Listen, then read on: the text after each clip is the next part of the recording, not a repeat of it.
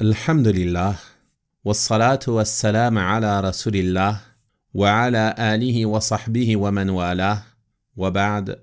Chers frères et sœurs, nous continuons ce soir la lecture et l'explication des hadiths mentionnés par Al-Hafidh al-Nawawi rahimahullah ta'ala dans son célèbre livre intitulé Riyad al-Salihin, les jardins des vertueux, au chapitre de la patience. Nous allons voir maintenant le 11e hadith qui concerne la patience d'une femme promise au paradis. Ce hadith est rapporté par Ata ibn Abi Rabah, rahimahullah, qui raconte que Abdullah ibn Abbas, radiyallahu anhuma, lui a un jour dit « Ala urika imra'atan min ahli al-jannah » N'aimerais-tu pas que je te montre une femme du paradis? Ata lui répondit alors que si. Ata, c'était l'un des élèves d'Ibn Abbas, radiyallahu anhuma. Il lui dit alors هذه المرأة السوداء أتت النبي صلى الله عليه وسلم فقالت إني أصرع وإني أتكشف فادعوا الله تعالى لي. Ibn Abbas lui dit alors, cette femme noire vint un jour dire au prophète sallallahu alayhi wa sallam qu'il lui arrivait de faire des crises et de se découvrir. Et elle demanda au prophète sallallahu alayhi wa sallam d'invoquer en sa faveur. Le prophète sallallahu alayhi wa sallam lui dit alors In shi'ti sabarti walakil jannah. Si tu veux, tu patientes et tu auras le paradis. Wa in shi'ti da'awtu Allah ta'ala an yu'afiyaki. Et si tu veux, j'invoquerai Allah afin qu'il te guérisse. La femme répondit alors Asbir, je patienterai. Puis elle dit Inni atakashaf, fad'u Allah, alla atakashaf. Elle lui dit par contre, je me découvre. C'est-à-dire qu'au moment des crises, elle est amenée à se découvrir involontairement. Invoque donc Allah afin que je cesse de me découvrir. Le prophète sallallahu alayhi wa sallam invoqua donc en sa faveur. Et ce hadith est rapporté par les imams Al-Bukhari et Muslim rahimahumallahu ta'ala. Et il est mentionné que cette femme patienta alors qu'elle continuait de faire des crises d'épilepsie, mais elle ne se découvrait plus lors de ces crises en raison de l'exaucement de l'invocation du prophète sallallahu alayhi wa sallam. On voit donc à travers ce hadith le mérite immense de celui qui patiente lors des épreuves et des maladies. Allah subhanahu wa ta'ala, il te donne en récompense de ta patience des épreuves par lesquelles tu es touché dans ce bas monde, un paradis éternel. Une épreuve d'un temps, une difficulté temporaire, une difficulté passagère. Tu la supportes avec patience en espérant la récompense d'Allah subhanahu wa ta'ala et Allah subhanahu wa ta'ala te récompense sans compter en te faisant entrer dans un paradis éternel dont tu pourras jouir de tous les bienfaits que tu peux espérer. Ceci nous encourage donc à la patience, à cesser de se lamenter, à cesser de soupirer et de se plaindre lorsqu'on est touché par des maladies. Certes, la maladie, c'est quelque chose de très désagréable pour la personne. Elle peut parfois être très difficile à supporter. Mais si tu te rappelles que ce n'est que quelque chose de passager, et qu'il y a en cela pour toi un bien immense si tu fais preuve de patience, que c'est pour toi une purification, que c'est pour toi une élévation en degré, qu'il y a en récompense de la patience le paradis éternel, alors ceci va te motiver à patienter.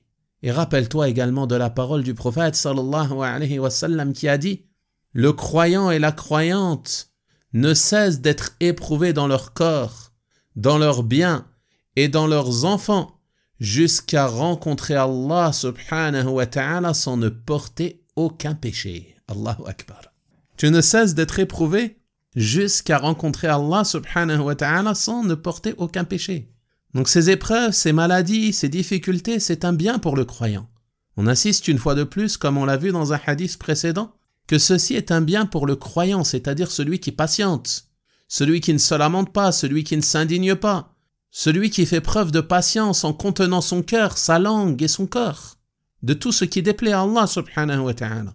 Mais il ne fait, il ne prononce et il n'agit que d'une manière qui plaît à son Seigneur subhanahu wa ta'ala. Et tu ne dois pas penser que cette maladie ou cette difficulté ou cette épreuve est forcément un signe de la colère d'Allah subhanahu wa ta'ala. Car même si celle-ci peut être la conséquence de tes péchés ou la conséquence d'une mauvaise action, en t'éprouvant par cela, Allah subhanahu wa ta'ala veut ton bien. Car si tu patientes, ceci serait une cause du pardon de tes péchés. Donc au final, c'est un bien pour toi. Et rappelle-toi que les gens les plus nobles et les plus aimés par Allah subhanahu wa ta'ala ont aussi été éprouvés. Ils ont été touchés par les maladies et les difficultés. Et à leur tête, notre prophète Muhammad sallallahu alayhi wa sallam. Donc ne pense pas que la santé est un signe de l'agrément d'Allah. Et ne pense pas que la maladie est un signe de sa colère, non. Certaines personnes sont parfois leurrées par la santé et par les bienfaits dont ils jouissent. Et ils pensent que c'est un signe qu'Allah les aime. Alors que bien souvent, il se peut que une personne soit conduite par cela, par le fait de jouir de nombreux bienfaits, vers la perte et l'égarement, wal-'iyadhu billah. Car les bienfaits, la santé, la richesse et autres mènent souvent à l'insouciance, mènent souvent à l'éloignement de la droiture, tandis que les épreuves te rapprochent d'Allah, te permettent de revenir à Allah, de lier ton cœur à Allah, d'invoquer Allah. Il y a donc dans cela un grand bienfait.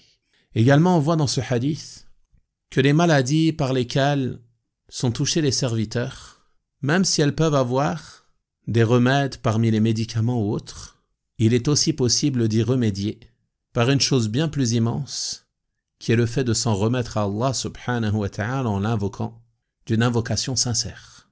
Tu ne dois pas négliger cela lorsque tu es malade. Nombre d'entre nous ont tendance immédiatement à se diriger vers la pharmacie ou la boîte à médicaments dès qu'ils sont touchés par une douleur ou une maladie. Et bien souvent on oublie d'invoquer Allah subhanahu wa ta'ala, de s'en remettre à lui, de pratiquer la ruqya légiférée, en récitant surat al-Fatiha par exemple, ou les invocations rapportées de notre prophète sallallahu alayhi wa sallam, et il y a en cela un grand bienfait. Et cela ne signifie pas que tu n'as pas le droit d'avoir recours aux médicaments ou autres, mais il ne faut pas oublier qu'Allah subhanahu wa ta'ala c'est lui al-Shafi, donc il te convient de t'en remettre à lui et de l'invoquer. Et est-ce qu'il est meilleur de se soigner ou de délaisser les médicaments et autres choses semblables? Ce hadith nous démontre que dès lors que la personne peut patienter sur sa maladie, dès lors que la personne est en mesure de patienter et qu'elle supporte la maladie, alors il lui est permis de délaisser les médicaments, car elle obtiendra à travers cela une récompense plus immense.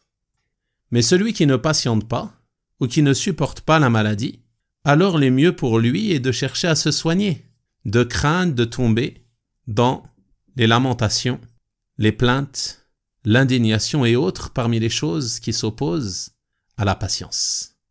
Enfin, on voit à travers ce hadith la pudeur exemplaire de laquelle étaient parées les femmes au temps du messager d'Allah sallallahu alayhi wa sallam et parmi celles des premières générations de l'islam. Regardez cette femme qui est malade et qui se rend au prophète sallallahu alayhi wa sallam pour lui demander d'invoquer en sa faveur. Il l'informe que si elle patiente sur la maladie, elle aura le paradis. Elle décide alors de patienter, car elle désire le paradis. Toutefois, elle précise au prophète sallallahu alayhi wa sallam qu'elle se découvre lors de ses crises. Elle lui demande donc d'invoquer Allah subhanahu wa ta'ala afin qu'elle cesse de se découvrir, malgré que ceci était involontaire. La chose qu'elle craignait le plus est que les hommes puissent voir une partie de son corps. Et ceci est le comportement exemplaire de cette femme qui est une femme du paradis. Donc il convient à toute musulmane de chercher à prendre pour modèle ces femmes vertueuses qui étaient loin de nombre de comportements que l'on peut observer aujourd'hui, comme l'exhibition dans les rues, pire encore sur les réseaux sociaux, wallah al-musta'an. Il se peut même parfois que certaines femmes pensent porter le voile légiféré, alors que celui-ci ne respecte pas ces conditions et quand bien même, ce voile ne permet pas de s'exposer à longueur de journée à travers les réseaux sociaux. Et le voile ne permet pas non plus de s'exhiber dans les rues et dans les marchés. Car ces comportements-là s'opposent à l'ordre d'Allah subhanahu wa ta'ala qui a dit « وَقَرْنَ فِي بُيُوتِكُنَّ وَلَا تَبَرَّجْنَ تَبَرُّجَ الْجَاهِلِيَّةِ الْأُولَى » Restez dans vos foyers et ne vous exhibez pas à la manière des femmes d'avant l'islam. Ne vous exhibez pas à la manière des femmes d'avant l'islam. Aujourd'hui, la femme, elle s'exhibe sans même sortir de son foyer. Elle s'exhibe à travers les réseaux. Elle dévoile ce qui se passe à l'intérieur de son foyer. Elle se dévoile elle-même. Elle se montre en vidéo. Parfois même certaines se filment alors qu'elles portent le niqab et pensent bien agir de cette manière. Quel est l'objectif du niqab si tu te filmes et que tu dévoiles ta vie privée à travers les réseaux sociaux? Quel est l'objectif de ce voile? Ne pensez-vous pas que ceci s'oppose à la pudeur qui est attendue de la femme qui cherche à être sur la vertu? Il est nécessaire pour chacun d'entre nous de se remettre en question et de comparer nos vies à celles de ces hommes et de ces femmes vertueux parmi les musulmans des premières générations au sujet desquelles le prophète sallallahu alayhi wa sallam a dit: les meilleurs des gens sont ceux de ma génération, puis ceux qui la suivent, puis ceux qui la suivent.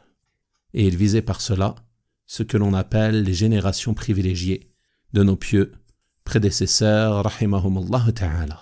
Je demande donc à Allah, subhanahu wa ta'ala, de nous ramener à notre religion comme il se doit et de nous faciliter à tous, hommes et femmes, de faire preuve de pudeur dans nos comportements, dans nos paroles, dans nos agissements et de nous aider à suivre la voie de notre messager, sallallahu alayhi wa sallam. On va donc s'arrêter là pour aujourd'hui. Wa sallallahu wa sallama wa baraka ala nabiyyina Muhammad wa ala alihi wa sahabatihi ajma'in. Walhamdulillahi rabbil alamin.